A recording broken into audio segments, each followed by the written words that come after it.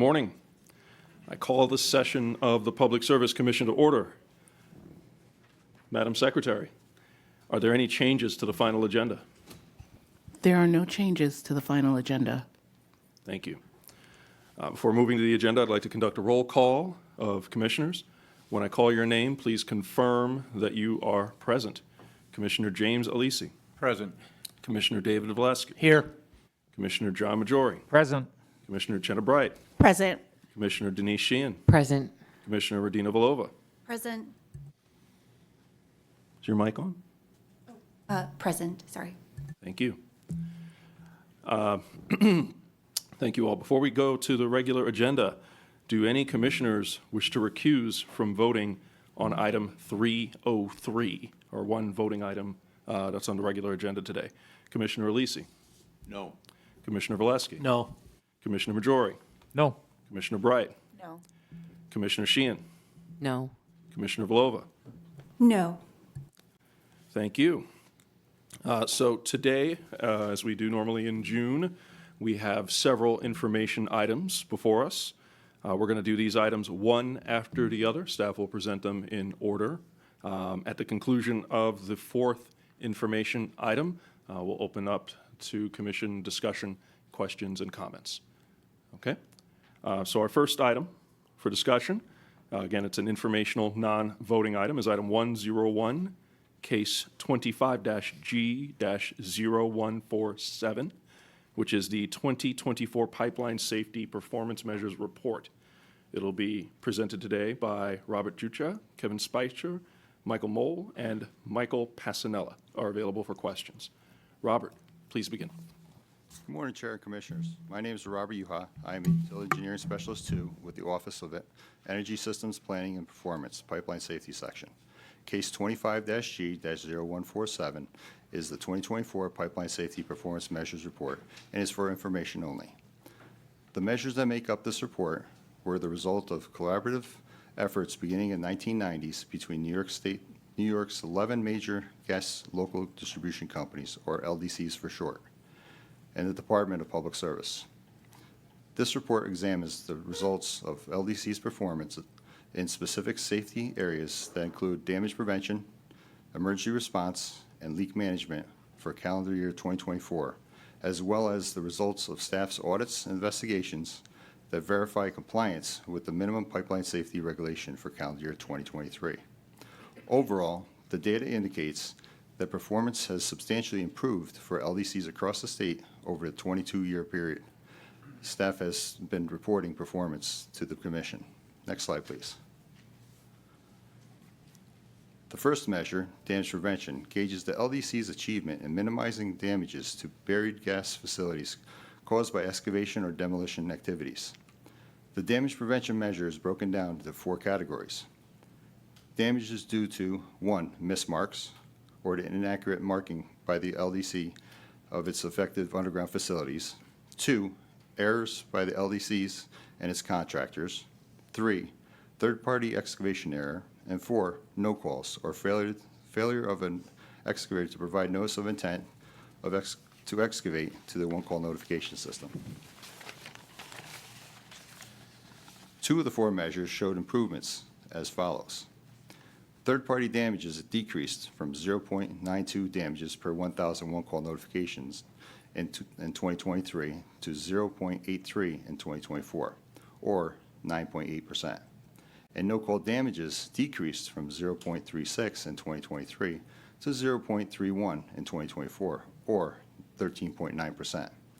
One of the 4 measures showed no change. Mismarked damages remained at 0.39 per 1,000 one-call tickets. However, the LDC's performance in the final category experienced a decline.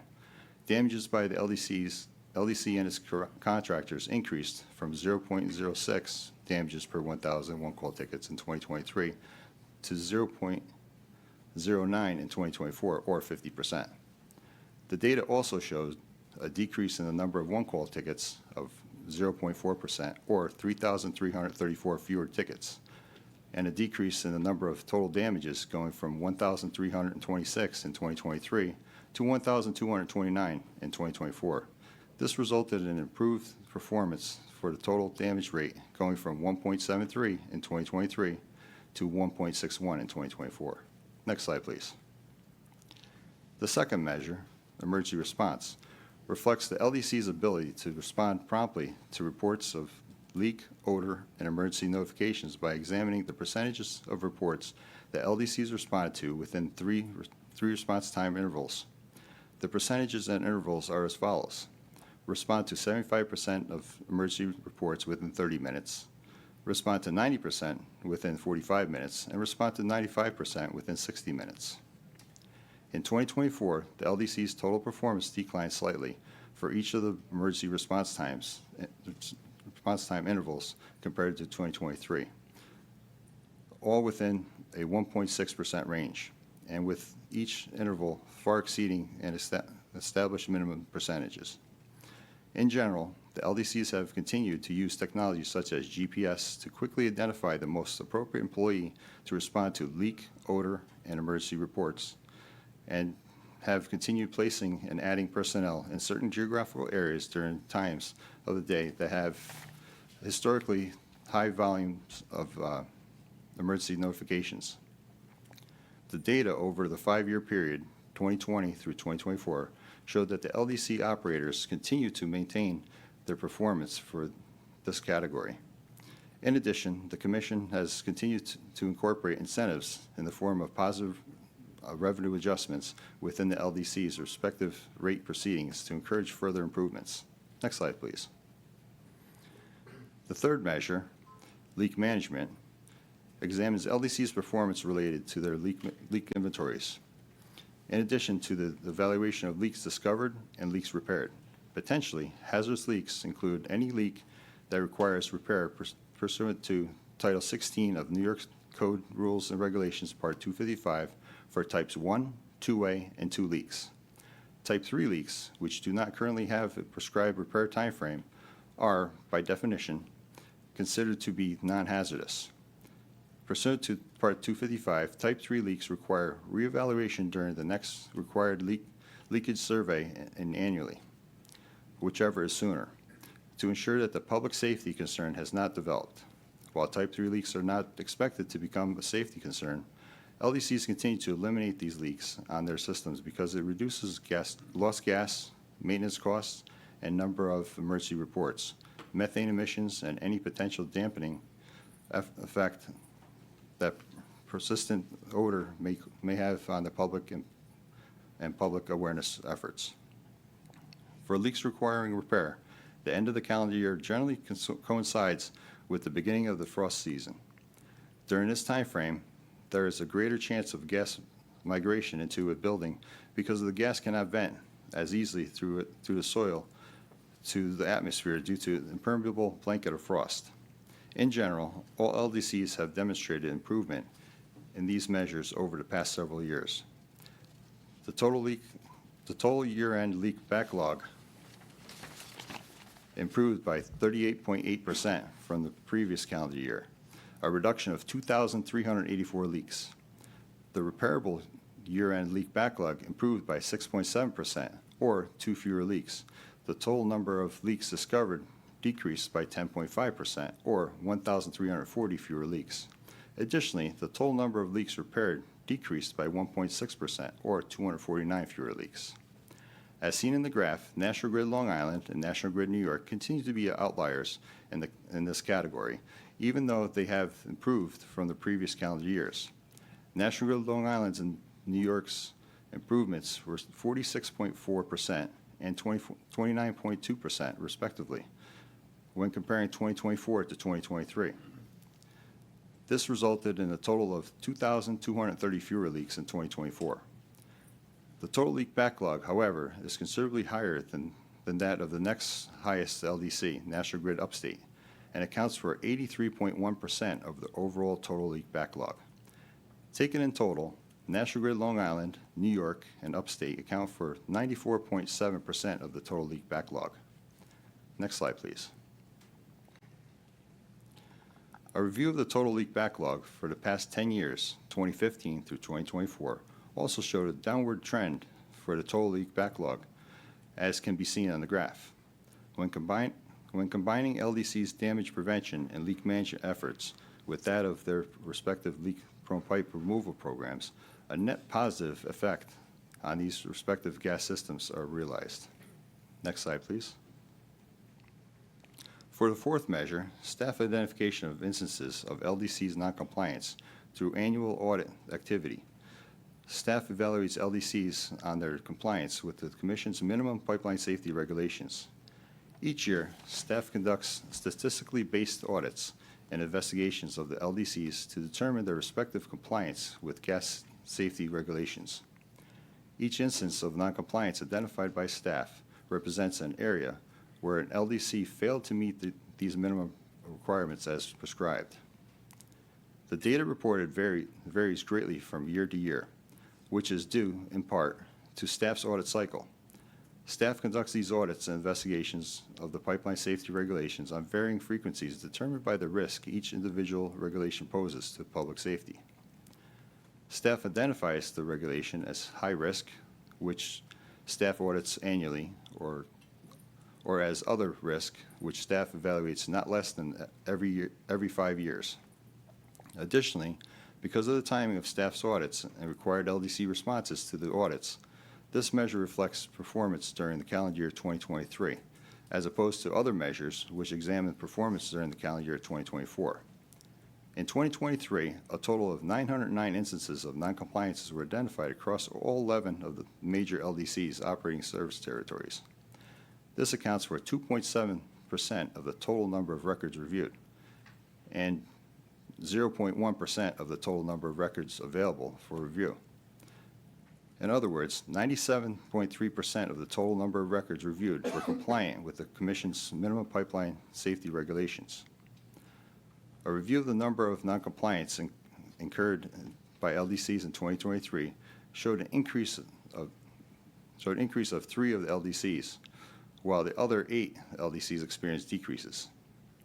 For those LDCs operators that showed an increase in the number of noncompliances, the LDCs primarily attributed the increases to problems experienced during the transition from paper to electronic records, inspections that were not completed due to access-related issues, and LDC's misunderstanding or misinterpretation of the safety regulations. After staff identified and raised these issues to the LDCs have developed and implemented plans including, but not limited to, retraining their employees and revising documentation used to record inspections so that all required steps are prescribed.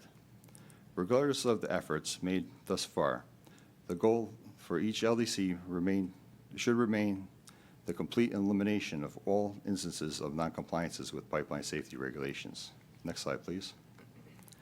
As LDCs continue their outreach and education efforts to excavator communities as well as the public, adopt better practices in responding to odor, leak, and emergency reports, work to improve programs, continue to mature. Staff expects further performance improvements will occur. Thank you, Chair, Commissioners. This concludes my presentation of the 2024 Pipeline Safety Performance Measures Report. Mike Mole, Kevin Spicer, Mike Bessenell, and I are happy to answer any questions. Thank you. Thank you, Robert. And we'll get to those questions at the conclusion of the full information item spread today. So we'll move on to our second item for discussion, item 201, case 25-M-0003, which is the 2024 Customer Service Performance Report. It'll be presented today by Anthony Osetutu. Richard Berkeley and Kayla Whitaker are available for questions. Anthony, please begin. Thank you, Chair. Thank you. Thank you, Chair and Commissioners. Item 201 is a staff report that summarizes the New York State Electric, Natural Gas, and Water Utilities customer service performance for calendar year 2024. While safety and reliability are paramount, the quality of customer service remains vital for utility customers. Customer service performance indicators, targets, and associated negative revenue adjustments, or NRAs, for certain metrics are negotiated in utility rate cases. These metrics help align shareholder and customers' interests by providing potential earnings consequences to shareholders that reflect the quality of service provided to customers. Staff conducted a thorough audit into the utilities reported calendar year 2024 customer service performance processes and procedures, which include interrogatory responses, utility technical meetings, and the verification of data submitted. As a result, staff identified and provided 6 recommendations in the report on several areas for improvement and where further standardization could be implemented. Next slide, please. Staff also confirmed that Central Hudson, National Grid, and RG&E failed to meet the targets for 2 of their respective metrics in calendar year 2024. Liberty Water and NYSEG missed 1 target each, and the remaining utilities met or exceeded the performance standards established within their individual rate plans. Next, I will explain the customer service performance metrics, review charts of utility performance for the common customer service metrics, then summarize all the utilities that incurred NRAs in the calendar year 2024. The utilities are required by the Commission to file monthly, quarterly, and annual customer service reports, allowing staff to track customer service performance and identify trends that are to be addressed in rate case proceedings. The reports contain customer service measures such as call answer rate, which is the percentage of calls answered by a utility representative within 30 seconds, survey-based measures of customer satisfaction, PSC complaint rate, the rate of appointments kept, adjusted bills, which are based on the number of adjusted bills created due to utility error, estimated bills, which measures the number of bills issued from estimated meter readings, and residential collection measures, such as customer service terminations, uncollectibles or write-off expenses, and customer arrearages.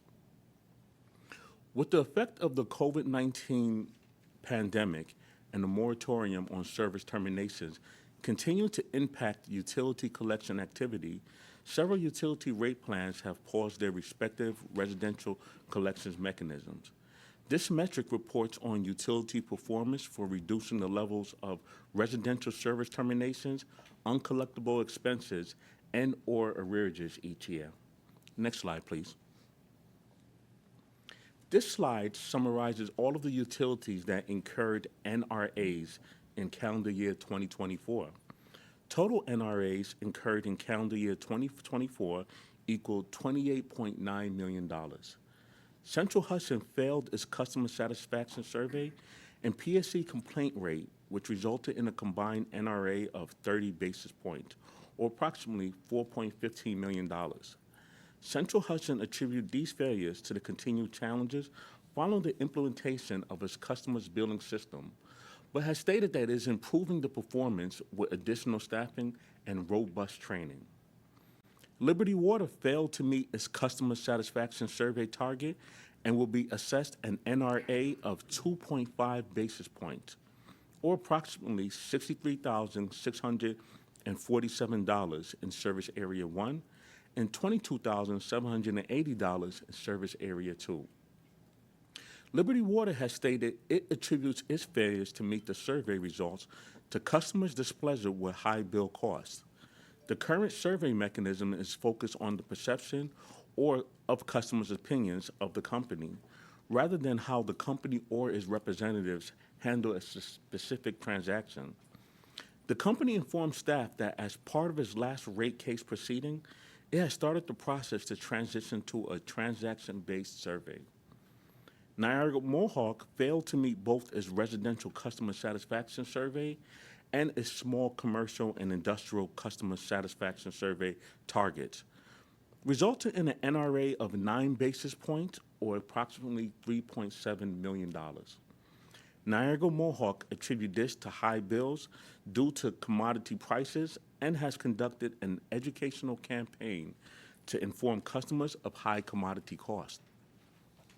NYSEG and RG&E both did not meet their customer satisfaction survey, and RNG also did not meet its PSC complaint rate target, incurring NRAs of 19 basis points and 25 basis points respectively. NYSEG and RG&E failed these metrics in 2023 as well, which will trigger the companies doubling provisions for their respective NRAs. Therefore, NYSEG's NRA will increase to 38 basis points and approximately $11.2 million, while RG&E's NRAs will increase to 50 basis points, or approximately $9.8 million. NYSEG and RG&E attribute their failure for their customer satisfaction survey to customers scoring the survey as neutral, which per the terms of their joint proposal are not counted in favor of or negatively against the companies. RG&E was unsuccessful in meeting the designated target for the PSC complaint rate, which the company attributed to high bills and commodity costs that negatively impacted this metric. The customer service performance indicators currently in place at the utilities in New York State establish standards for performance and put significant amounts of shareholders' earnings at risk for non-performance. These mechanisms implemented by the Commission, coupled with staff's ongoing monitoring and auditing efforts, appear to have been effective in encouraging some of the companies to make customer service a priority. However, other utilities experienced significant challenges in 2024. Next slide, please. The call answer rate, customer satisfaction survey, and PSC complaint rate are typically the metrics used to measure performance at most large utilities. The other metrics are utility-specific and were established to address service quality issues. This slide depicts the large utilities' call answer rate targets and their actual performance.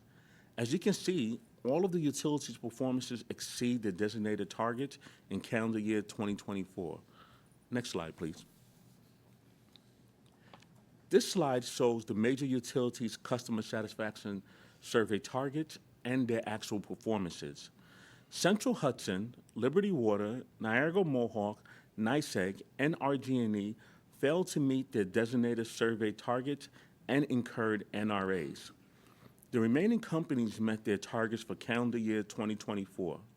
The customer satisfaction survey approved by the Commission for Con Edison deviates from the traditional survey that has been approved at the other utilities depicted in this chart. As Con Edison's survey is modeled after the uniform survey from case 15M0566. As such, a comparison between Con Edison and the utilities depicted on this slide cannot be made at this time. However, Con Edison did satisfactorily meet its metric performance targets in 2024. Next slide, please. This slide depicts the PSC complaint rate targets for both large and small utilities and their actual performances. Complaint rates are calculated based on a company's number of escalated PSC complaints per 100,000 customers. As you can see, Central Hudson and RG&E failed this metric and incurred NRAs, and the remaining utilities met their targets for calendar year 2024. Next slide, please. Staff continues to focus its efforts on reviewing service quality metrics for the companies that have missed their targets in 2024 to ensure their metrics and incentives will be improved upon in 2025. Through the rate case process, staff will continue to advocate for stronger performance-based rate-making strategies relating to customer service as alternatives to traditional cost of service regulations. Staff will also continue to monitor utility customer service quality to ensure the fair and appropriate treatment of utility customers across the state. This completes my presentation on the customer service performance report for calendar year 2024. I am joined here with Richard Berkeley and Kayla Whittaker and as staff, and we're available for questions. Thank you. Thank you, Anthony. I think this was your first time. I think you did a great job, so thank you for that. Again, we'll save questions for the end. We're going to move to item 3 for discussion today. Item 301, case 25-E-0263, which is the 2024 Electric Safety Standards Performance Report. It'll be presented today by Philippos Philip, and Jason Posse is available for questions. Philippos, please begin. Thank you, sir. Good morning, Chair and Commissioners. Today, I will be providing an overview of the electric safety standards and the utilities compliance for 2024. This presentation is for information only. Next slide, please. I will start with some background information on the electric safety standards. This will be followed by a review of the data submitted by the utilities in their annual reports. 2024 marked the 20th year for the electric safety standards. Next slide, please. On January 16, 2004, Jody Lane was electrocuted in Manhattan after coming into contact with a service box owned by Consolidated Edison Company of New York, Incorporated. Con Edison's and department staff investigation of this tragic incident revealed that a shunt cable in the service box was not properly insulated and that a Con Edison employee did not follow specified company procedures when he sealed the end of the cable the prior year. The cable came into contact with the metal housing of the service box, thereby electrifying the box. On July 30, 2004, the Commission issued an order directing all electric utilities that own transmission or distribution facilities and are subject to the jurisdiction of the Commission seeking comments on a draft proposal to enhance efforts to safeguard the public from stray voltage. Next slide, please. The original safety standards were adopted by the Commission in January 2005 in case 04-M-0159. The standards included stray voltage testing and visual inspection of electric facilities on an annual basis, and the adoption of National Electric Safety Code, or NESC, as the minimum standard for utility construction, maintenance, and operation. The overall goal of the electric safety standards is to safeguard the public from exposures to stray voltage and to identify and mitigate any potentially harmful condition before safety hazards and or reliability deficiencies develop. The safety standards have been modified by the Commission on multiple occasions to incorporate additional requirements such as mobile stray voltage testing, the tracking of temporary repairs, an independent quality assurance program, and the ability to adopt an asset management approach for underground facility inspections. The safety standards apply to the investor-owned utilities, transmission owners, and municipally owned utilities. Next slide, please. The utilities are required to test their underground system and streetlight facilities on an annual basis. The utilities are required to test their overhead distribution and transmission facilities on a 5-year cycle. With regards to testing, inspectors carry a pen-like device that lights up red when voltage is detected. 4.5 volt is the calibrated threshold of the device, as that is the voltage limit where the potential for injury becomes concerning.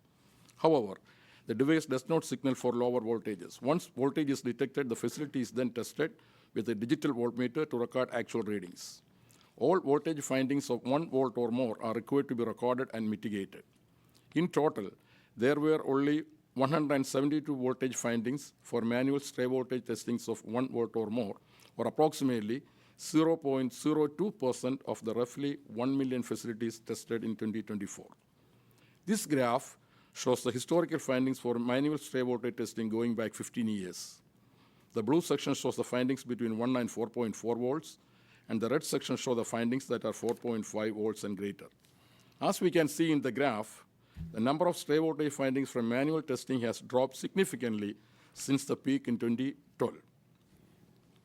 The 2024 total number of stray voltage test findings saw a slight increase at the 1 to 4.4 volt level and a slight decrease in the 4.5 volt and greater level.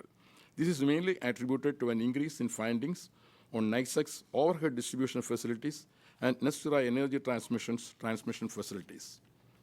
Overhead distribution facilities and streetlights are the largest facility groups with stray voltage findings. For example, in 2024, out of the 172 findings, overhead distribution facilities accounted for 65 findings and streetlights accounted for 60. As part of the electric safety standards, the utilities are required to test all publicly accessible streetlights regardless of ownership. If an issue is found with a streetlight that the utility does not own, that utility is required to make the condition safe. It is ultimately the responsibility of the municipality that owns the streetlight to make the necessary repairs. Next slide, please. For mobile stray voltage testing, per Commission order, 12 mobile surveys are required in New York City, 2 in Buffalo, and 1 each in Yonkers, White Plains, New Rochelle, Albany, Niagara Falls, and Rochester every year. The upstate locations were selected due to their population density of 50,000 plus.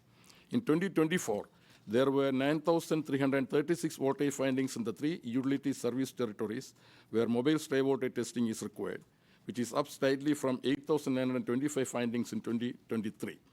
This is approximately 0.37% of the approximately 2.5 million structures scanned by the utilities' mobile stray voltage programs. This graph presents the total number of stray voltage findings across the state using the mobile testing units for the last 15 years. Again, blue represents Con Edison findings, red represents National Grid, and green represents Rochester Gas and Electric. As we can see in the graph, the number of stray voltage findings from mobile testing has been relatively consistent over the past 15 years. The increase in Con Edison's findings primarily consisted of findings between 4.5 volts and 24.9 volts, with a majority of the increase being seen in the non-utility facilities categories, which includes facilities such as gates, fences, awnings, and fire hydrants. The increase in National Grid's and RGE's findings consisted of all voltage findings, with a majority of the increase seen in the non-utility facilities and, again, street light categories. Next slide, please. Per the electric safety standards, the utilities are required to complete visual inspections on 20% of their facilities each year, so that 100% of the utilities' transmission and distribution facilities will be inspected at least once every 5 years. 2024 was the 5th year of the 4th full cycle of the inspection program. All utilities have completed all inspections of assets in compliance with the standards.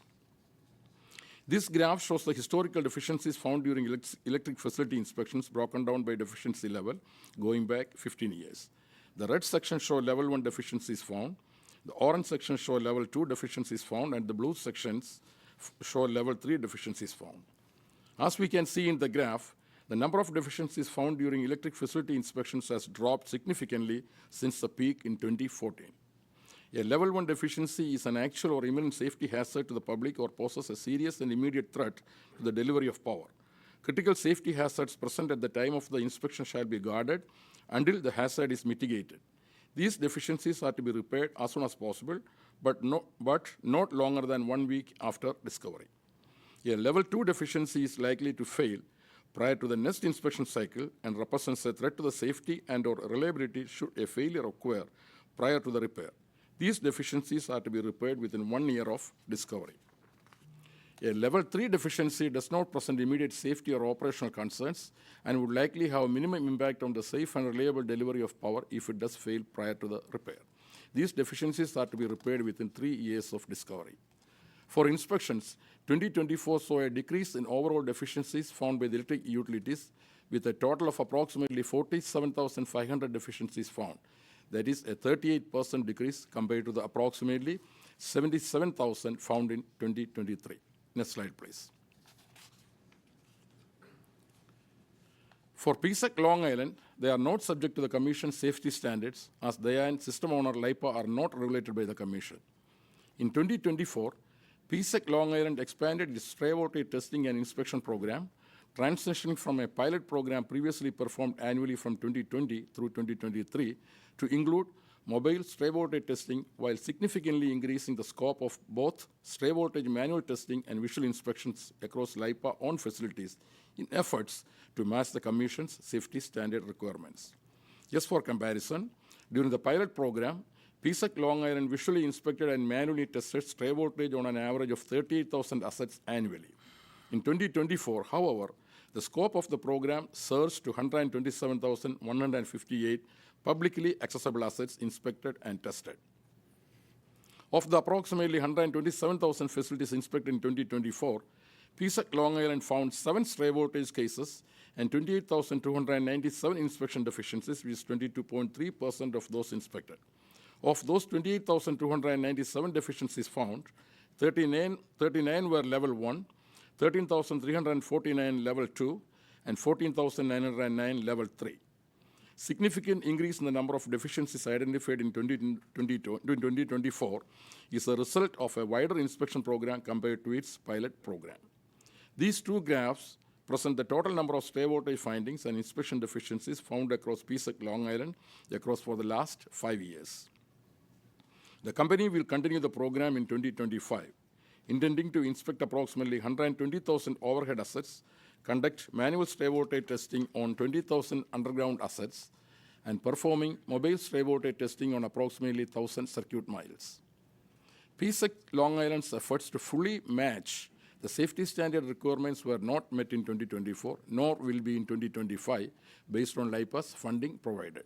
However, staff acknowledges that the funding level approved and provided to PSEC Long Island for this effort for 2024 and 2025 continues to bring its testing and inspection efforts much closer to matching the safety standards and is a significant improvement over the prior year's pilot program efforts, and urges LIPA and PSEC Long Island to continue their collaborative effort with the aim to fully match the electric safety standards in 2026. Next slide, please. In summary, the New York utilities have met and complied with the requirements of the Commission's electric safety standards for 2024. This completes my presentation. Thank you, Chair. Thank you, Commissioners. Jason and myself are available for any questions. Thank you. Thank you.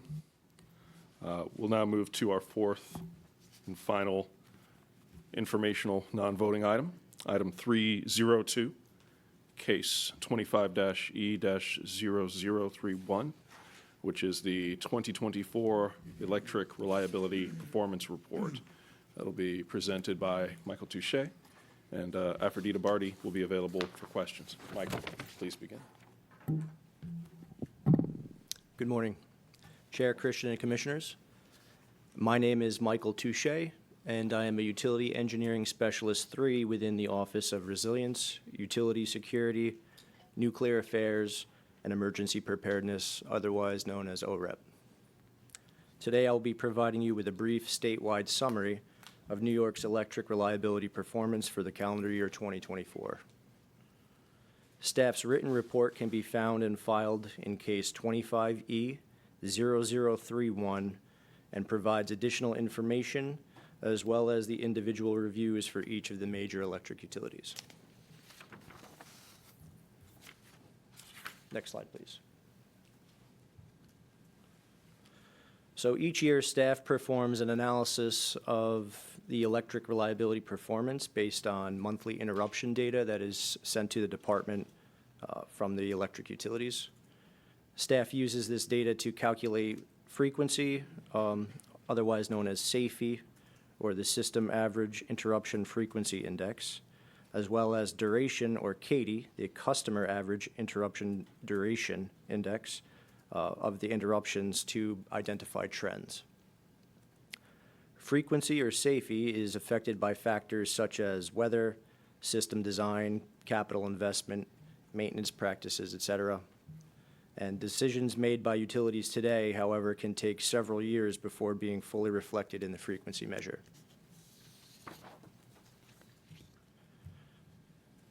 Duration, or CAIDI, is affected by workforce levels, workforce management, and geography. And utility management of these resources can have a more immediate effect on the duration metric. By reviewing both the data with and without the effect of major storms, we can achieve a balance between interruptions that are within the utility's control, such as equipment failures, and those where the utility may need to implement resiliency measures to prevent future interruptions. It should be noted that some of the statistics presented today, specifically on slide 5, reflect the 42 major storm events that occurred during last year. Reliability performance mechanisms, or RPMs, include company-wide targets for frequency and duration. These RPM targets are established in each rate case, and the investor-owned electric utilities are subject to negative revenue adjustments, or NRAs, for failure to meet these RPM targets.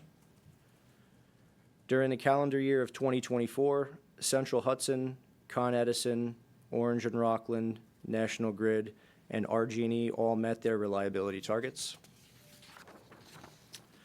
NYSEG, however, failed its target for frequency for the 6th consecutive year, incurring an NRA of $3.5 million. Tree contacts continue to be the largest contributor to interruptions for NYSEG and accounted for roughly 43% of total interruptions in 2024 and impacted approximately 520,000 customers.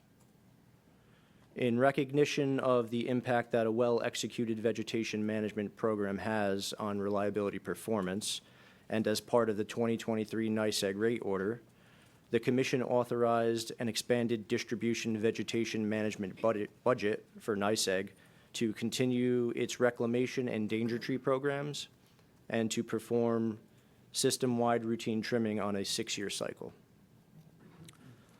NYSEG had anticipated that as it worked to reclaim its system and clear its rights of way to specification, its reliability performance would improve.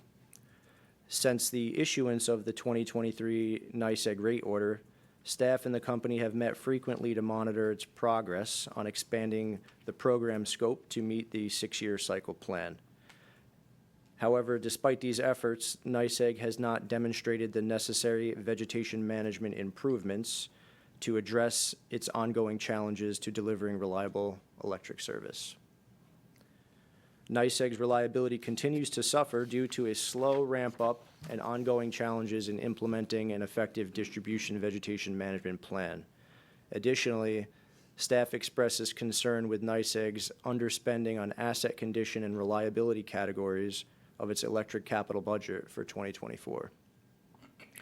Staff will continue to monitor NYSEG's progress throughout 2025, understanding that the impact these issues have on reliability and recognizing that addressing these performance issues remains a critical focus of the department.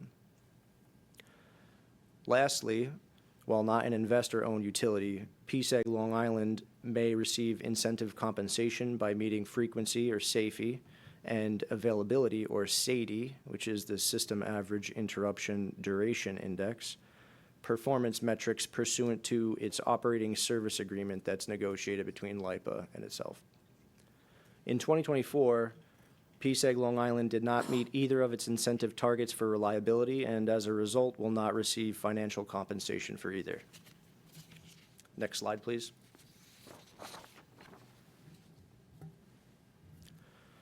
So this graph shows the frequency performance for the last 5 years on a statewide basis, excluding major storms, and highlights the performance both with and without the impact of Con Edison's system. Since Con Edison systems are typically less prone to interruptions than the overhead systems of the rest of the state, and considering that Con Edison serves a large percentage of the overall state's total electric customers, Con Edison's data has the ability to skew the overall statistics. So as a result, we review the data both with and without the impact of Con Edison. So for frequency or SAIFI, including Con Ed, the statewide interruption frequency of 0.59 was approximately 2% worse than its 2023 performance. However, it was 7% better than the statewide 5-year average. Excluding Con Ed, the statewide interruption frequency of 0.97 was approximately 3% worse than the performance in 2023, but 4% better than the statewide 5-year average. The major causes for interruptions identified, excluding major storms, were equipment failures and tree contacts, with equipment failures ranging at a roughly 34.5% and tree contacts at 28.8%.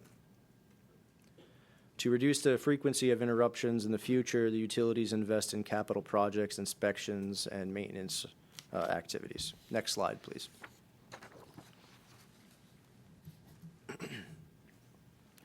So this graph shows the duration performance for the last 5 years on a statewide basis, also excluding major storms, and again showing that performance both with and without the impact of Con Edison.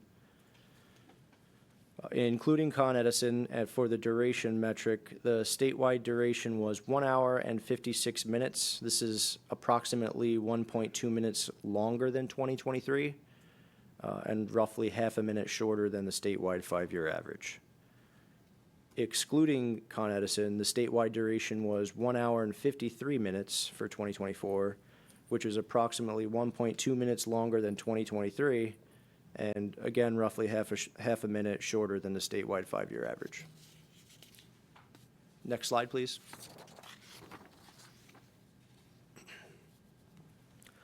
So the state in 2024 experienced 42 separate weather events that qualified as major storms.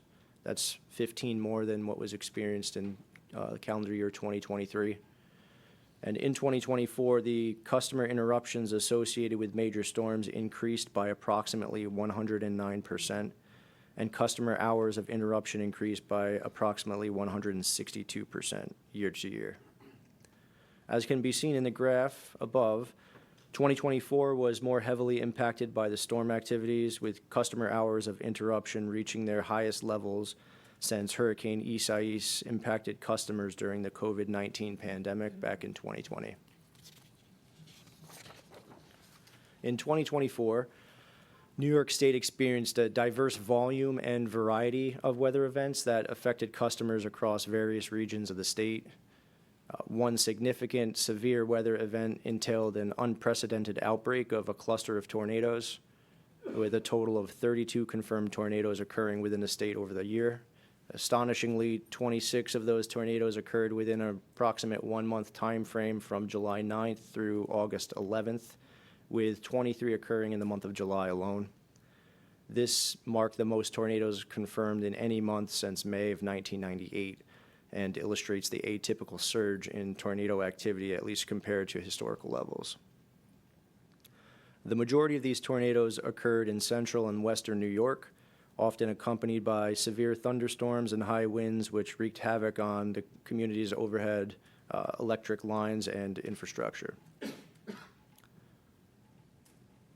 The storm with the highest hours of customer interruptions resulted from one of these tornado events and occurred on July 15th, 2024, impacting customers within Niagara Mohawk, NYSEG, and RG&E, and totaling roughly 4.3 million hours of customer interruption logged, with the longest estimated time of restoration taking approximately 3 days and 17 hours. The storm with the largest amount of customers affected occurred on January 9th, 2024, where high winds and blizzard-like conditions blanketed the state. Between National Grid, NYSEG, RG&E, and PSEG Long Island, over 420,000 customers were impacted during this event. Next slide, please.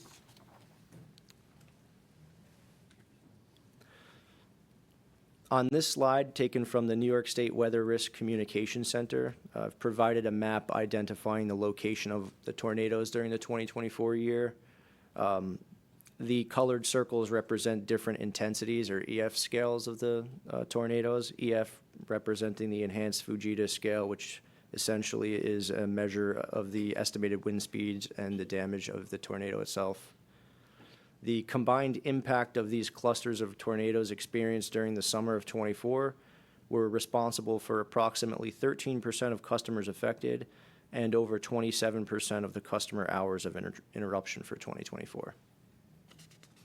Next slide, please. Thank you very much. That concludes my presentation. Aphrodita Barthy and I are happy to answer any questions that you may have. Thanks. Thank you. I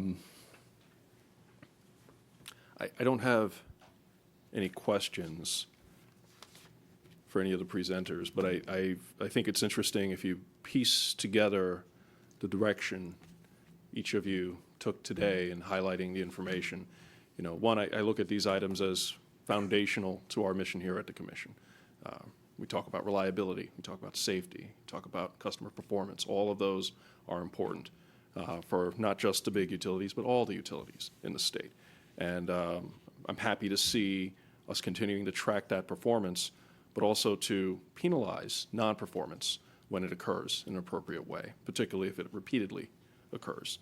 So I appreciate the context through the presentations today in highlighting how we go about doing that, the various things that we track, and the importance. I don't have any other comments, so I won't belabor the point, but I want to thank you all for your presentation today, and I'll move on to Commissioner Alisi. I would just reiterate what the chairman has said. I know that a lot of time and effort has gone into this, and I just want to thank the parties involved for their efforts. Thank you. Commissioner Commissioner Valesky. No questions or comments, just to thank all four staff teams for their good work on these items. Thank you. Commissioner Majora. I also have no questions. I also want to thank everybody for the presentations and also the written material that we've been reviewing, which I thought was very informative. So thank you very much. Commissioner Bright. Thank you, Chairman. And I also have no questions. A quick comment of just thank you to staff, and really it's important for us to continue monitoring for utility performance on the behalf of ratepayers. So thank you so much for all your hard work. Thank you. Commissioner Sheehan. Thank you, Chair.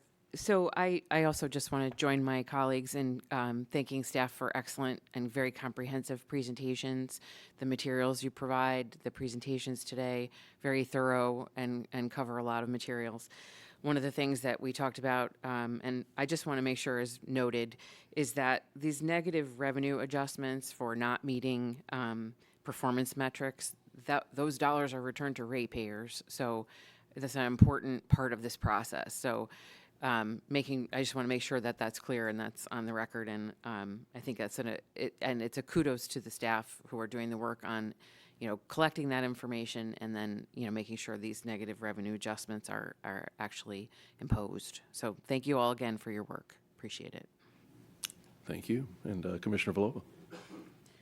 Thank you. I have three questions, two related to item 101 and one related to item 201. So in regards to, and first of all, thank you. I echo my colleagues. Thank you, everyone, for your hard work. This is my first opportunity to sit through one of these briefings, and I am super appreciative of the opportunity to do a gut check on how our utilities are performing in these key areas, and I'm very grateful for all of the hard work that's gone into them. In relation to item 101, the pipeline safety report, the order notes that in order to, not the order, the report finds that in order to reduce leaks, the utilities should remove, replace, or rehabilitate aging pipeline infrastructure with modern materials that have been shown to be less likely to leak. And I would just appreciate a brief description of what sort of activities could fall under the rehabilitate category, what a utility could do to rehabilitate rather than replace leak-prone pipe.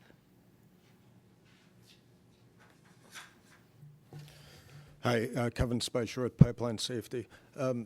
There are different technologies that could be used to rehabilitate pipe, from cured in place liners, which they're difficult to install and they're really dependent upon the integrity of the carrier pipe, the original pipe that you're trying to repair.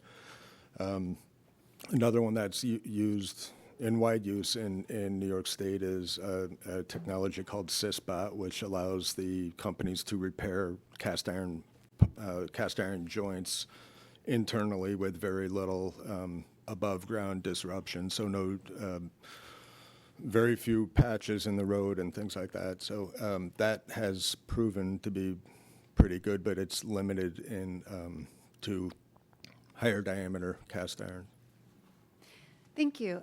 And I appreciate you providing some examples, and I appreciate the order acknowledging that removing or replacing is not the only option, that there are also options depending on the circumstances to rehabilitate or repair leak-prone. Yes, and for the record, we do, NPAs would be included in that too. So that's ultimately, it's about getting rid of the leak-prone pipe, so NPAs would count. Goodbye. Thank you. Did I call it an order again? I'm sorry, I meant report.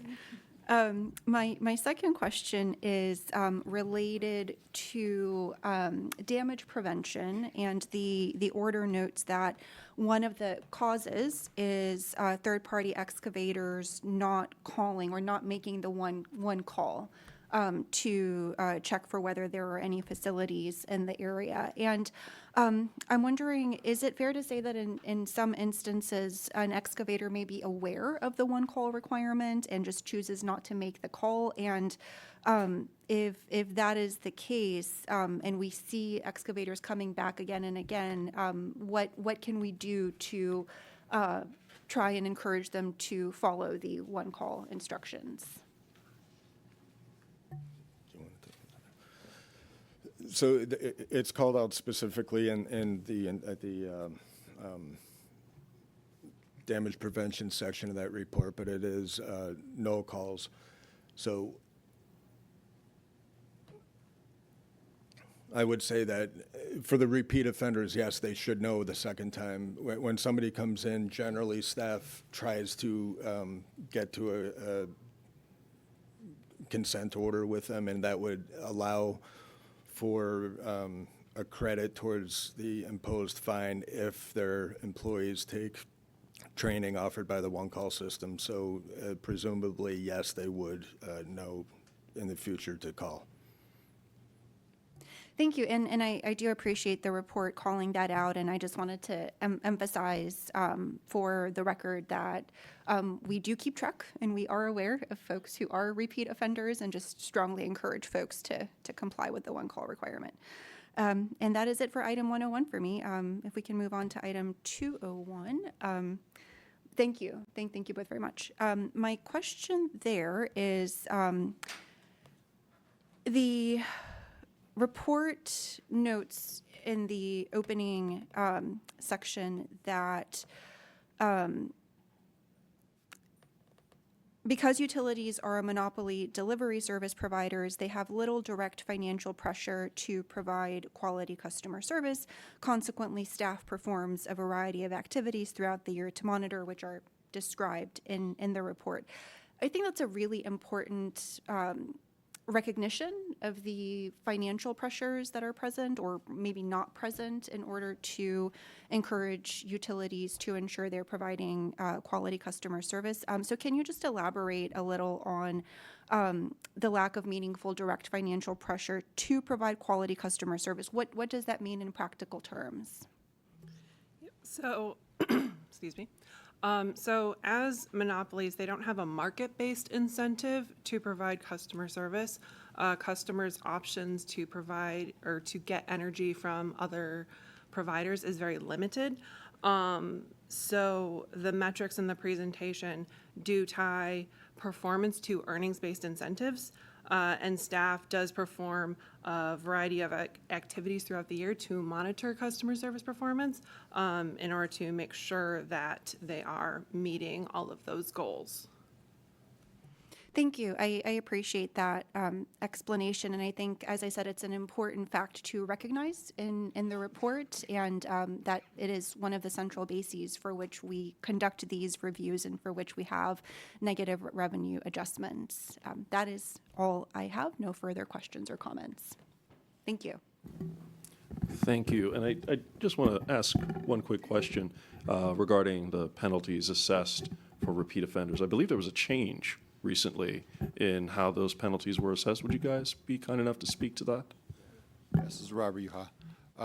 The penalties prior to May 9th, pass of the budget prior to, $2,500 for a first offense, and it was $10,000 for each consecutive offense within a 12-month sliding scale if they had offense prior to. As of May 9th, it's changed. The first offense is $4,375, and the second offense within 12 months is $17,500, roughly 75% increase. Perfect. Thank you. Just wanted to have for the record. Thank you, everyone. With that, we'll now move to the fifth item for discussion today. Item 303, case 24-E-0364. This relates to the matter of the proactive planning for upgraded electric grid infrastructure. It'll be presented today by Skylar Matheson, and Stephanie McDermott will also be available for questions. Skylar, when you're ready. Please begin. Good morning, Chair Christian and Commissioners. My name is Skylar Madison, and I serve as the Clean Energy Planning Lead at the Office of Markets and Innovation. The draft order before you, if adopted, would approve the development of a portfolio of urgent upgrades to electric grid infrastructure. The upgrades are designed to enable a significant quantity of existing and near-term electrification across the state through the proactive planning proceeding under Case 24-E-0364. The proactive planning for upgraded electric grid infrastructure proceeding was initiated in August of 2024 after the need for advanced electrification planning was identified through the research, development, and stakeholder engagement that occurred within the medium and heavy-duty electric vehicle proceeding, Case 23-E-0070. In the latter proceeding, staff identified a major timing disconnect between how new loads related to transportation and building electrification arrive on the grid and how the associated expansion or upgrade to the grid are planned and implemented. Adding new load can be quick and easy, while upgrading the electric system is often complex and time-consuming. Proactive planning allows the state to get ahead of the issue, identifying areas where loads will arise and proactively deploying grid upgrades to accelerate the adoption of clean technology in New York State. While the development of a long-term planning framework is ongoing and serves as the main action for this proceeding, some upgrades are already needed to address existing and near-term electrification that would experience significant delay without immediate action by utilities. To accommodate that urgency, the initiating order created a one-time opportunity for the utilities to submit, if necessary, urgent upgrade proposals that cannot wait for the planning framework developed in this process to be completed. The urgent upgrade project filing window was necessary because it allows all utilities across the state to proceed with electrification-driven upgrades on the same timeline, and because it allows all urgent upgrades to be considered at once using the same stringent criteria. This proceeding also gives individual entities who may not be able to serve as parties to each individual utility's rate case the opportunity to engage in a major electrification initiative relevant to their efforts. During the urgent upgrade filing window, NYSEG, RG&E, Con Edison, and National Grid each submitted urgent upgrade filings, while Central Hudson and Origin Rockland filed letters indicating that they did not have any projects that they believed met the urgent upgrade evaluation criteria. In a separate filing, the collective joint utilities filed a proposed approach for evaluation, criteria, cost allocation, and cost recovery of the urgent upgrade projects. The joint utilities filing contained 4 criteria, originally laid out in the initiating order, that must be met for a project to be prioritized as urgent and meet the threshold for approval. First, the utility must determine that the proposed upgrade is necessary to enable anticipated load associated with either transportation electrification, building electrification, or both. Second, the utility must demonstrate urgency by showing that the construction-related activities with the project must start by July 1st, 2026 to address the identified need. This definition of urgency modifies the proposed definition from the initiating order, which had identified urgent projects as those that must begin construction by July 1st, 2026. The utilities proposed the adjustment to account for the procurement challenges for certain components of the projects, such as transformers, whose delivery window may not allow some projects to begin construction on the initial deadline, even though the new capacity enabled by the project is urgently needed. Third, the utility must demonstrate that the project has a high degree of certainty based on the location, magnitude, and timing of the need, while demonstrating how it would manage stranded asset risk. Fourth, the utility must demonstrate how the design of the upgrade considers risks and benefits of both sizing and timing of the projects, the impacts of over or underbuilding, and the risk of delayed action. Within the joint utilities filing, the utilities also propose to maintain cost allocation principles consistent with existing rate case recovery requirements or tariffs. For cost recovery, the joint utilities propose to recover the incremental revenue requirement associated with the urgent upgrade projects through a surcharge mechanism, while maintaining the option to include either 100% of CWIP in rate base on a current basis or be able to accrue AFUDC until the project is placed into service. The 4 utilities that issued filings proposing urgent upgrades included 65 projects for review, totaling an estimated $1.9 billion for 1,300 megawatts of new system capacity. Con Edison's filing included proposals for 9 urgent projects with estimated capital expenditures of $854.8 million to construct 485 megawatts of incremental system capacity. The 9 projects consisted of 4 primary feeder projects, 3 substation and subtransmission projects, and 2 distribution system upgrades. National Grid's filing includes proposals for 46 projects, with capital expenditures totaling $470.1 million for 547.9 megawatts of new system capacity. The 46 projects consisted of 5 highway service area electric vehicle charging enhancement projects, 1 mobile energy storage program, 6 transportation electrification projects, 8 school bus electrification projects, 14 multiple occupancy building electrification projects, 6 customer-driven building electrification projects, and 6 forecast-driven building electrification projects. NYSEG and RG&E's filing included proposals for 10 projects, with capital expenditures totaling $554.2 million for 257.7 megawatts of new system capacity. The 10 projects consisted of 7 economic development and electrification projects in NYSEG territory and 3 economic development and electrification projects in RG&E territory. In addition to the utility filings, 79 sets of comments were filed by various stakeholders, addressing the evaluation criteria, cost recovery and allocation, the utility proposals generally, specific projects, and other relevant topics. The vast majority of comments were in support of the proceeding and the individual projects, although 2 commenters did stress the historical importance of rate cases in determining capital expenditures and cost recovery for infrastructure projects, and recommended that work continue under each of the utilities' separate rate proceedings.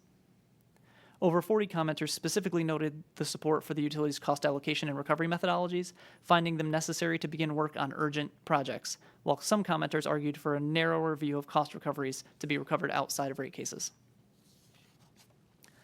Taking all of these details into account, the draft order recommends adopting the urgent project evaluation criteria as proposed in the joint utility filing.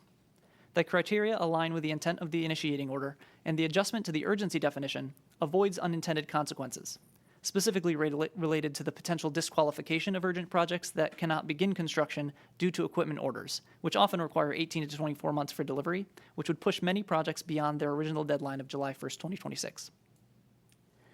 Upon final review, the draft order approves 29 projects, with a total estimated capital expenditure of $636.2 million, enabling 641.8 megawatts of new system capacity. Each approved project meets a near-term electrification need, manages risk, provides a cost-effective design, and must be initiated to avoid delays of policy-driven electrification. The draft order finds that 5 of the 9 projects proposed by Con Edison meet the criteria for approval. These 5 projects total an estimated $439.9 million for 380 megawatts of new system capacity. They include a significant expansion at Zarega Avenue to enable fleet electrification and a redesign of the Hunts Point electrical system, enabling widespread pollution reduction and electrification of end uses that contribute to air quality issues in the Bronx. The draft order finds that 22 of the 46 projects proposed to National Grid meet the criteria for approval. The 22 projects total an estimated $126 million for 184.8 megawatts of new system capacity. They include a set of projects designed to use grid-enhancing technology as a bridge to wires by deploying mobile energy storage units to enable near-term deployment of high-voltage electric vehicle chargers at service plazas as longer-term infrastructure solutions can be developed. The projects also expand numerous network components for building and vehicle electrification across upstate New York. The draft order finds that 2 of the 10 projects proposed by NYSEG and RG&E meet the criteria for approval, including 1 in NYSEG territory and 1 in RG&E territory. NYSEG's project totals an estimated $37.1 million for 30 megawatts of new system capacity in northern New York, enabling vehicle and building electrification, including a major industrial electrification project. RG&E's project totals an estimated $33.2 million for 47 megawatts of new system capacity, significantly expanding electric vehicle charging capability and enabling large-scale building electrification. Projects not approved in this order may still have value and may still be pursued outside of this process as part of a rate case, through the process that is being developed as part of the proactive planning framework study, or through another relevant proceeding. As the first proceeding of its kind, and to ensure that ratepayer funds are being used appropriately, the draft order recommends rigorous reporting requirements for approved projects. The draft order requires that utilities file status reports every quarter, with additional requirements as projects are completed. The reports shall at a minimum include information related to budget changes or cost overruns, schedule changes, including estimated in-service dates and the reason for the changes, comparisons of the original projected budget and the actual capital expenditures and the reason for the difference, estimated total quantity of work completed under the projects and a comparison of the projected and actual in-service date, and upon project completion, the reports shall also include information on each completed project with details on lessons learned, how any deviations on project timing, equipment procurement, costs, and risks were addressed, and how updated loads and load forecasts align with those found in the initial project proposals. Related to project costs, given that these projects have been identified as necessary to further New York's efforts to electrify the transportation and building sectors, the draft order concludes that it is appropriate to provide the joint utilities recovery of the costs associated with these investments once they're placed into service. For National Grid, until such time that the investments can be reflected in base rates, the draft order authorizes the implementation of a surcharge to recover the revenue requirement impact of the investments associated with the urgent upgrades. For Con Edison, since the estimated in-service dates of the original urgent upgrade projects authorized in this draft order are in calendar years 2028 and 2030, the draft order finds that a surcharge mechanism is not necessary at this time. The costs associated with these projects can be reflected in the company's pending rate proceeding and in future rate proceedings. NYSEG and RG&E's existing rate plans expire in April of 2026, and the estimated in-service dates of the urgent upgrade projects recommended for authorization in the draft order are in calendar years 2028 and 2029. Therefore, similar to Con Edison, the draft order finds that a surcharge mechanism is not necessary at this time. In the event the urgent upgrade projects were to be placed into service prior to them being fully reflected in base rates, Con Edison, NYSEG, and RG&E would be authorized to make tariff filings to implement a temporary surcharge mechanism to recover the return of the asset or depreciation and the return on the investment of the projects until such time that they are fully reflected in base rates. The initiating order in this proceeding instituted the proceeding to ensure that electric system infrastructure constraints would not hinder important electrification efforts undertaken in response to state policy. This draft order represents the first major effort in the proceeding to proactively address grid needs in an area already experiencing constraints now and in the immediate future. Future efforts in the proceeding will seek to create a study framework that unifies the methods, data, and tools utilized by the utilities to improve the granularity of system planning and stay ahead of the rapidly evolving grid infrastructure needs. Thank you for your time today. Stephanie McDermott and I are available for questions. Thank you very much. I can't help but think about the past as you were talking, Schuyler. Thinking about how far we've come with our electric system since its inception. And just a few interesting facts in advance of this meeting that came to my attention. But in the 1950s, or 1957, I think, was the first time we went from a winter peaking system to a summer peaking system. And then from that point on, due to air conditioner growth and rapid development in New York City in particular, we saw an average 10% increase in growth of load every year. One would argue we were caught flat-footed. We were overcome by events, and we had to do what we needed to do as a commission, as utilities, to take advantage of that growth. We weren't as prepared for what was coming. We didn't expect it. We're in a very different situation now. We see the forecasts. We see the growth in EVs, as you point out, the growth in building electrification. And we see that growth returning to levels that we haven't seen in decades. In fact, I think Con Ed's system peak of 13.3 gigawatts was set back in 2013. And that we haven't exceeded that since is a testament to our work in energy efficiency and other measures at managing energy use in certain parts of the state. But we're at a point now where we need to make some very big steps to ensure that we can be supportive of economic growth in New York State. And I see this order as key to that. Similar to what we did with the coordinated grid planning process, where we first identified urgent needs and then addressed them through direct investments. We then followed up with establishing a clear, concise plan for identifying future needs and having a process in place for addressing them going forward. And I see the footprint of that thinking here in this order in a very big way. And I'm happy to see that because it shows we're not looking at this as a one and done, a single moment, but an opportunity to change how we do what we do and be proactive, as the order suggests, in our planning. So I think it's safe to say when I look at this order, we're not taking steps to subject ourselves to near-term risks in the future. We're looking to address long-term opportunities. And by doing that, we limit the costs, we make our investments more efficient, and we make them, most importantly, more effective, which I think is critically important at this point. So I think this process, again, enhances transparency as well because frankly, it's hard for many people to engage in rate cases. And this gives a one-stop opportunity for people to examine the various electrification efforts underway throughout the state, both for stakeholders and for the commission and DPS staff as a whole. So very much appreciate the work that went into this order. I fully support it, and I want to thank you for your presentation today. Commissioner Alisi. Thank you, Chairman. This request comes to us in an atmosphere of urgency. The joint request has broad support and should be approved, in my opinion, while we pursue a wide-ranging, proactive plan for electrification, so I'll be supporting it. Thank you. Commissioner Valesky. Thank you, Mr. Chairman. Thank you, Schuyler. Thank you, Stephanie, for your great work. I just have one question, Schuyler, more for clarification, and I think you addressed it in your presentation, but just to be clear. So as it relates specifically to the 22 National Grid projects, that's the one utility that, in terms of its rate case process, is the furthest along. In fact, the department has already signed, along with the company and some other interested parties, a joint proposal. We have not taken up that. The commission has not addressed that yet.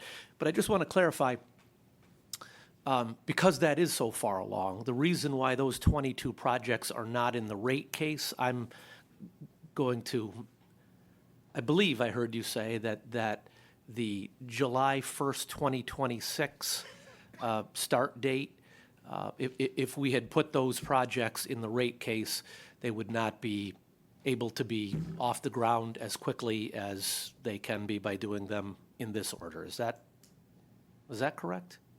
Timing was a part of it, and I think one of the main reasons behind evaluating the National Grid projects in this proceeding as opposed to the rate case was something Chair Christian mentioned, was that we wanted to have a statewide view of all the urgently needed electrification projects, and the timing of the closing of the rate case with the closing of this order just didn't align perfectly, and so we wanted to make sure that they had a surcharge mechanism so they could accelerate these at least as fast as they would have been able to in a rate case. And so yes, it's the timing is the main issue, and we wanted to make sure that these could begin their construction activities before next summer. Okay.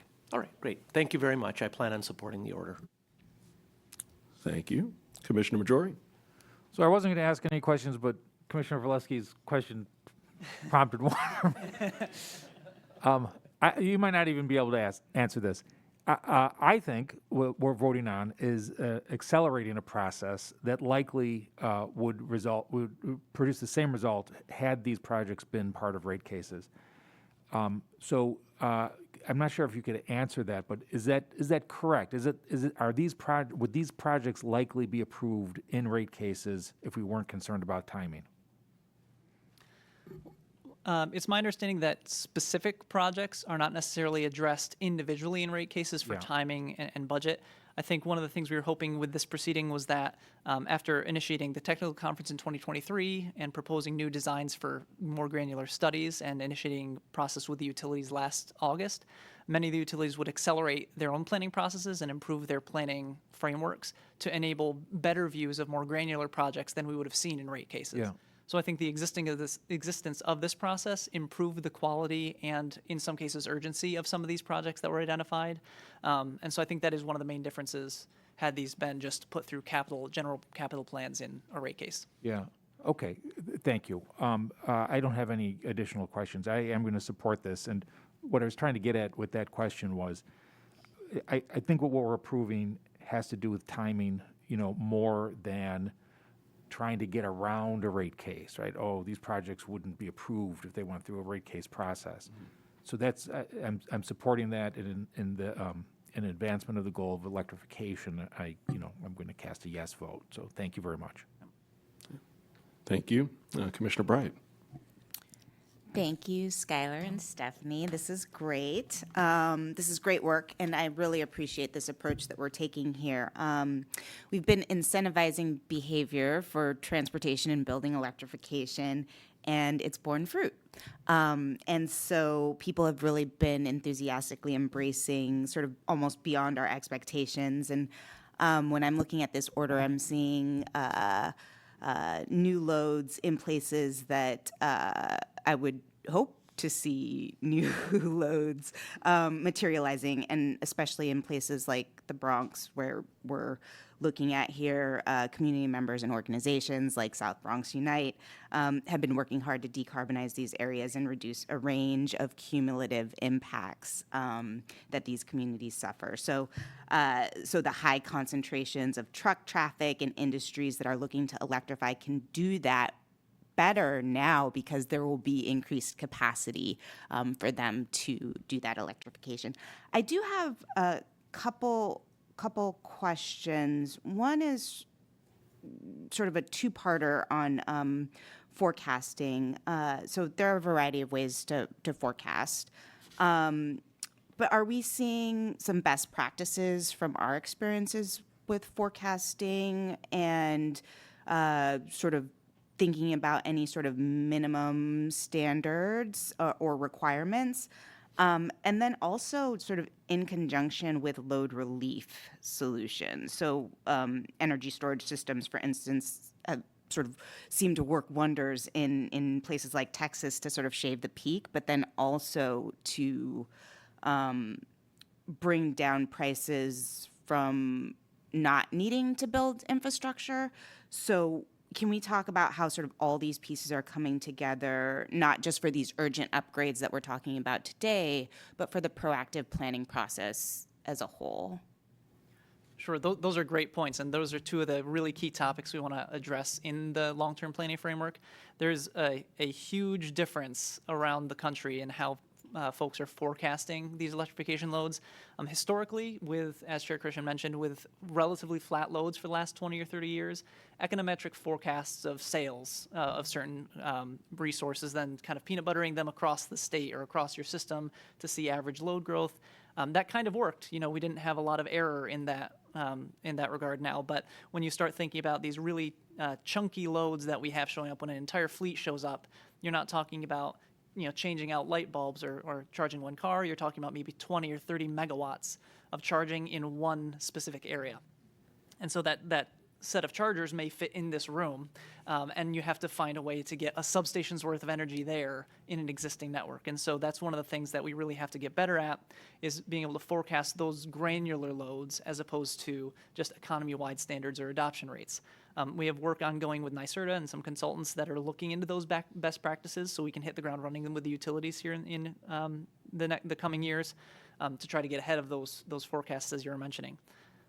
Energy storage, we are recommending for proposal in this order a energy storage program to do almost exactly what you were saying here, providing a mobile solution in the near term that can be deployed very rapidly to enable this type of electrification as a bridge to wires. But also there's multiple uses for energy storage, not just as charging support.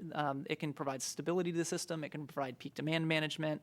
It can provide reliability, backup power to certain areas. And so in many ways, it can actually be a solution to these upgrades or defer some of the upgrades. And so that's going to be something that's very important in the framework that's being developed to make sure that we're not just looking at upsizing substations, building new wires, trying to find new right-of-ways, that we're trying to be as efficient as possible and doing things like energy efficiency, demand response, energy storage, other DERs, in addition to traditional transmission investments.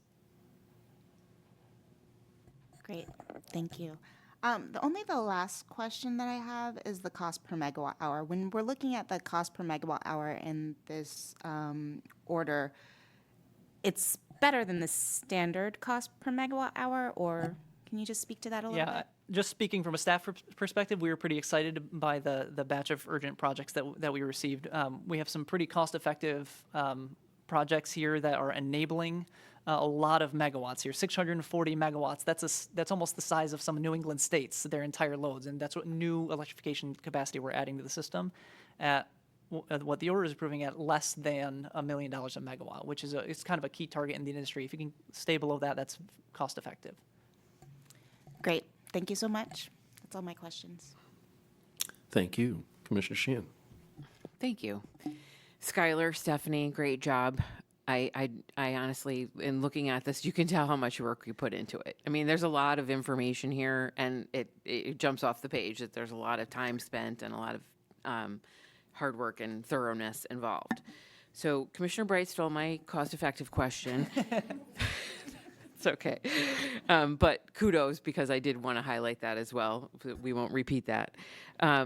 Commissioner Majori talked about this a little bit, and I want to put a fine point on it. So 65 projects were proposed, 29 are herein approved, leaving these other 36 projects. So just want to make sure we put a fine point on the 36 projects. It's not that we're not saying yes to them in some other forum, it's just not in this one.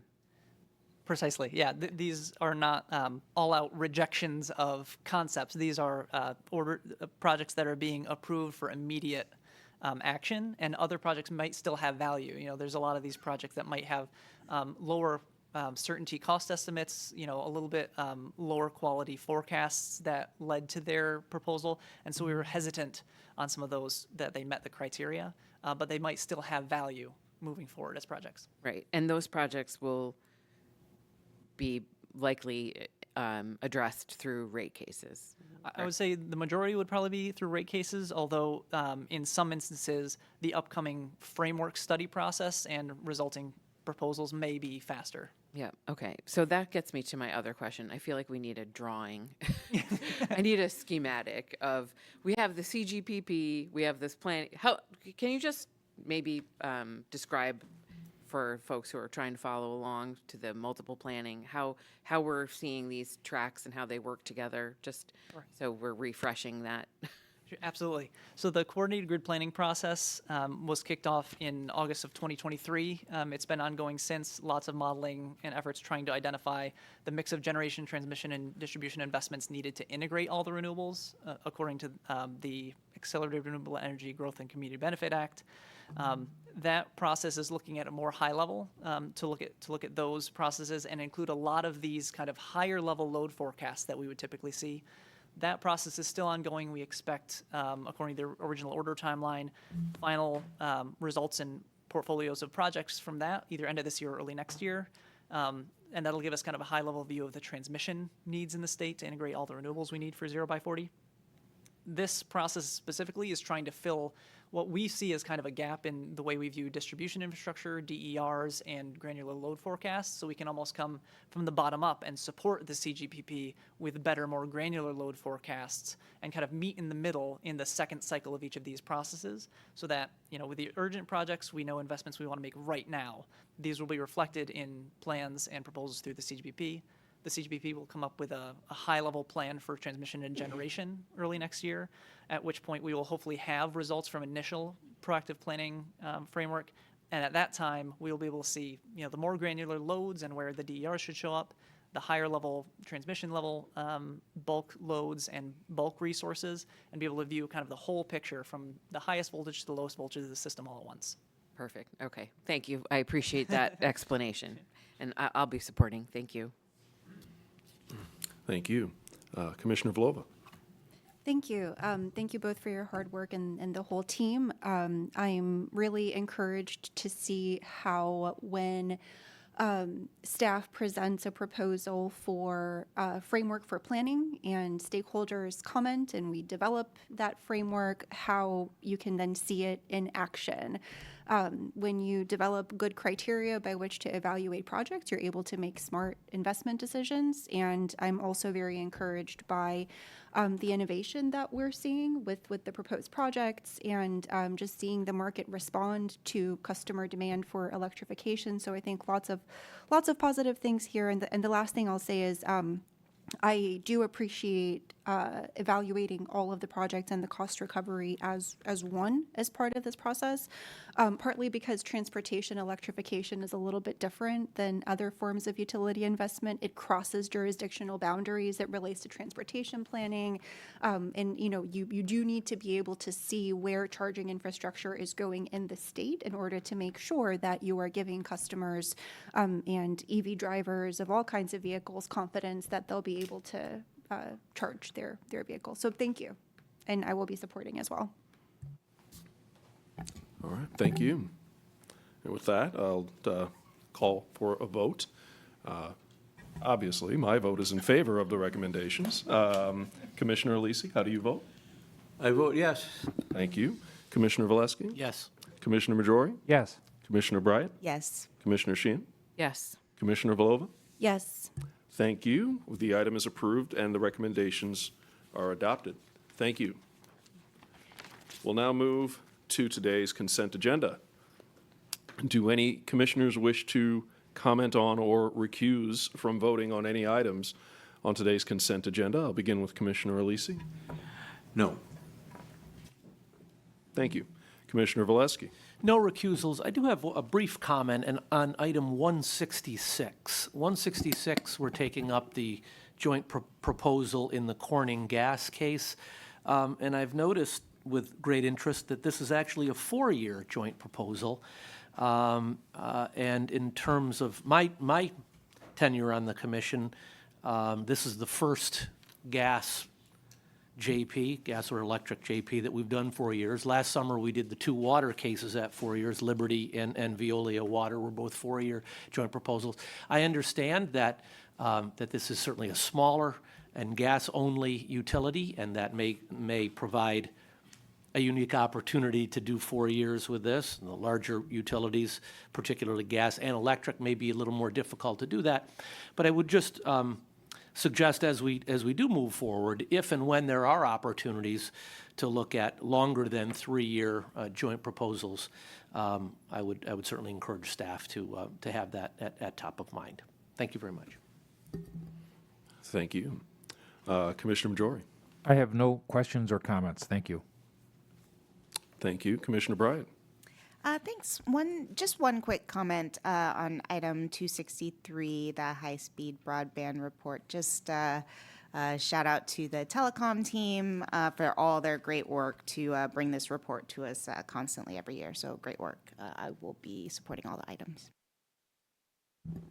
Thank you. Commissioner Sheehan. I just wanted to comment, share that I echo the statements of Commissioner Valesky on 166 and Commissioner Bright on the broadband report. I really just want to also thank staff on both of those, on all of the consent items. I try to do this every time. I know there's a lot of work involved in all of them, and we had a lot to do today. So appreciate all the hard work that goes into all of those orders, and I have no recusals today. For those of you keeping track. Thank you. And Commissioner Volova. No comments, no recusals. Thank you. Okay, with that, the items are approved and the recommendations are adopted. Wait, Oh, you I'm have sorry. to call for vote, please. I did this last time. Not with last time. everybody. You skipped No, everybody. I did this last time, right? Yeah, I'm sorry. Yeah, okay. So I will now do a call for vote. Thank you, Madam Secretary. My vote is in favor of the recommendations on the consent agenda. Commissioner Alisi, how do you vote? Yes on all items. Thank you. Commissioner Valesky? Yes on all items. Thank you. Commissioner Majori? Yes on all items. Thank you. Commissioner Bright? Yes on all items. Thank you. Commissioner Sheehan? Yes on all items. Thank you. Commissioner Volova? Yes on all items. Thank you. And with that, the items are approved and the recommendations are adopted. Madam Secretary, is there anything else to come before us today? There's nothing more today. Great, and with that, I adjourn. Thank you, everyone.